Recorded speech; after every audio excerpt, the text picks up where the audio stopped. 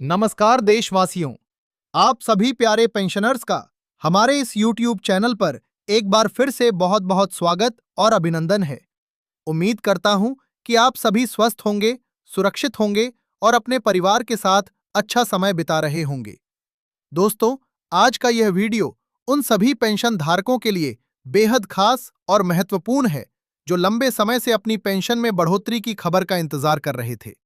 आज हम आपको पेंशन से जुड़ी दो बड़ी और बेहद अहम अपडेट के बारे में विस्तार से जानकारी देने वाले हैं, जिन्होंने देश भर के लाखों पेंशनर्स के बीच नई उम्मीद जगा दी है। लेकिन आगे बढ़ने से पहले आप सभी से एक छोटी सी विनती है। अगर आप हमारे चैनल पर नए हैं और पेंशन से जुड़ी हर जरूरी और सच्ची जानकारी सबसे पहले पाना चाहते हैं, तो कृपया हमारे चैनल को सब्सक्राइब जरूर करें और इस वीडियो को लाइक करके हमारा हौसला बढ़ाएं। अब बिना समय गवाए सीधे आज की बड़ी खबर पर बात करते हैं। दोस्तों, पेंशन से जुड़ी जो पहली बड़ी खबर सामने आई है, वो कर्मचारी पेंशन योजना यानी ईपीएस 95 से जुड़ी हुई है। लंबे समय से इस योजना के अंतर्गत आने वाले पेंशनर्स न्यूनतम पेंशन में बढ़ोतरी की मांग कर रहे थे। पेंशनर्स का कहना था कि मौजूदा समय में मिलने वाली 1000 रुपए की न्यूनतम पेंशन से जीवन यापन करना बेहद कठिन हो गया है, क्योंकि महंगाई लगातार बढ़ रही है और रोजमर्रा की जरूरतों का खर्च भी काफी ज्यादा हो चुका है। इसी को देखते हुए अब जो अपडेट सामने आया है, उसने पेंशनर्स के बीच नई उम्मीद पैदा कर दी है। जानकारी के अनुसार न्यूनतम पेंशन को बढ़ाकर 7500 रुपए प्रतिमाह करने का प्रस्ताव चर्चा में है। इसके साथ ही एक और महत्वपूर्ण बात सामने आई है कि इस पेंशन के साथ महंगाई भत्ता यानी डीए जोड़ने पर भी विचार किया जा रहा है। अगर ऐसा होता है तो ये पेंशनर्स के लिए बहुत बड़ी राहत साबित हो सकती है।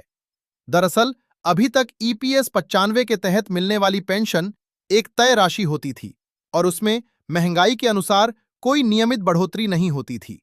यही वजह थी कि समय के साथ साथ उस पेंशन की वास्तविक कीमत कम होती चली गई। लेकिन अगर पेंशन के साथ डीए जोड़ा जाता है, तो इसका मतलब ये होगा कि जैसे जैसे महंगाई बढ़ेगी, उसी के अनुसार पेंशन में भी बढ़ोतरी होती रहेगी। इस संभावित बदलाव को कई जानकार पेंशन व्यवस्था में एक बड़ा सुधार मान रहे हैं, क्योंकि इससे उन लाखों सेवानिवृत्त कर्मचारियों को राहत मिल सकती है जिन्होंने अपने जीवन के कई साल उद्योगों, फैक्ट्रियों और निजी संस्थानों में काम करते हुए देश की अर्थव्यवस्था को मजबूत बनाने में योगदान दिया है। सोचिए दोस्तों, जो व्यक्ति अपने जीवन के सबसे सक्रिय और मेहनत भरे साल काम में लगाता है, वो जब रिटायर होता है तो उसकी सबसे बड़ी उम्मीद यही होती है कि उसे ऐसी पेंशन मिले जिससे वो सम्मान के साथ अपना जीवन जी सके। लेकिन जब किसी व्यक्ति को केवल 1000 रुपए या 1500 रुपए की पेंशन मिलती है, तो उसके लिए अपनी रोजमर्रा की जरूरतें पूरी करना भी मुश्किल हो जाता है। आज के समय में दवाइयों की कीमतें लगातार बढ़ रही हैं, खाने पीने की चीजें महंगी हो चुकी हैं, बिजली का बिल, गैस सिलेंडर, किराया और अन्य खर्चे भी पहले की तुलना में कई गुना बढ़ चुके हैं। ऐसे में कम पेंशन पाने वाले बुजुर्गों के लिए आर्थिक स्थिति संभालना काफी कठिन हो जाता है। यही कारण है कि पिछले कई वर्षों से ईपीएस 95 पेंशनर्स लगातार न्यूनतम पेंशन बढ़ाने की मांग कर रहे थे। कई पेंशनर्स संगठनों ने सरकार से यह अपील भी की थी कि न्यूनतम पेंशन को कम से कम 7500 रुपए तक बढ़ाया जाए और उसके साथ महंगाई भत्ता भी दिया जाए। अब जो नई चर्चाएं सामने आ रही हैं, उनसे ये उम्मीद जरूर जगी है कि आने वाले समय में पेंशनर्स को बड़ी राहत मिल सकती है। अगर 1000 रुपए से बढ़ाकर 7500 रुपए की पेंशन लागू होती है, तो ये वास्तव में एक बड़ी छलांग होगी। इससे पेंशनर्स को अपने दैनिक खर्चों को संभालने में काफी मदद मिल सकती है। इसके साथ ही एक और महत्वपूर्ण बात सामने आई है, और वो है पेंशन व्यवस्था को पूरी तरह डिजिटल बनाने की दिशा में उठाया जा रहा कदम।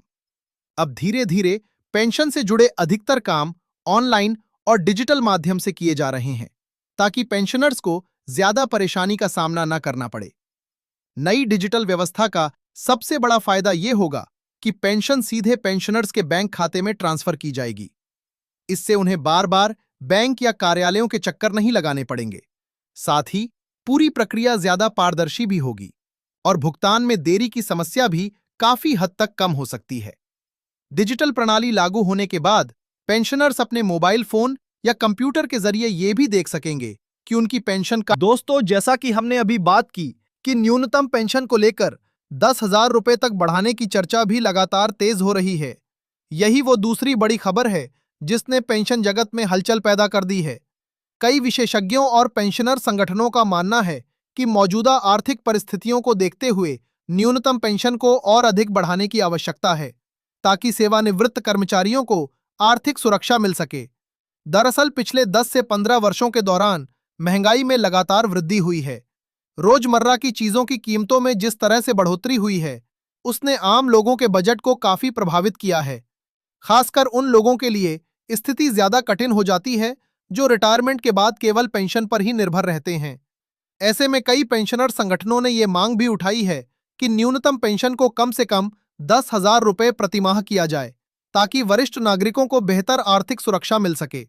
उनका कहना है कि यदि पेंशन की राशि पर्याप्त होगी तो बुजुर्गों को अपने खर्चों के लिए दूसरों पर निर्भर नहीं रहना पड़ेगा और वे आत्मसम्मान के साथ जीवन जी सकेंगे।